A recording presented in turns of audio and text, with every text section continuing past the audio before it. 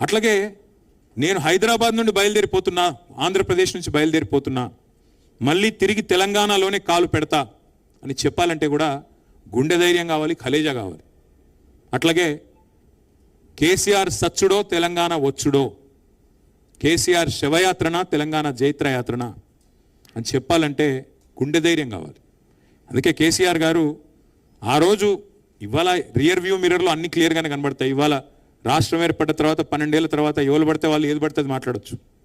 కానీ ఆ రోజు, ఆ నిమిషానికి, ఆ క్షణంలో ఉండే ఉద్విగ్నభరితమైన పరిస్థితుల్లో మరి కేసీఆర్ గారి సాహసం, ఆయనకి మొత్తం తెలంగాణ సమాజం అండగా నిలబడ్డ పద్ధతి, కేసీఆర్ గారితో పాటు మరి ఆనాడు తెలంగాణ సమాజం మొత్తం కులాలకు మతాలకు అతీతంగా నిలబడ్డ పద్ధతి ఏదైతే ఉందో అల్టిమేట్గా మనం చూసినట్టయితే దానివల్లనే ఇవాళ తెలంగాణ రాష్ట్రం సాకారం అయ్యింది అనేది నిర్వివాదం. సరే, కాంగ్రెస్ పార్టీ మేము ఇచ్చాము అని చెప్పుకోవచ్చు. ఇవ్వక తప్పని అనివార్యత సృష్టించింది తెలంగాణ ప్రజాశక్తి, తెలంగాణలోని ప్రజా కదలికలు, ప్రజా బాహుల్యం. ఇస్తావా చస్తావా అని చెప్పి కాంగ్రెస్ మెడ మీద కత్తి పెట్టకపోతే తెలంగాణ వచ్చే సమస్య లేదు. ఇది వాస్తవం, మీకు తెలుసు, నాకు తెలుసు.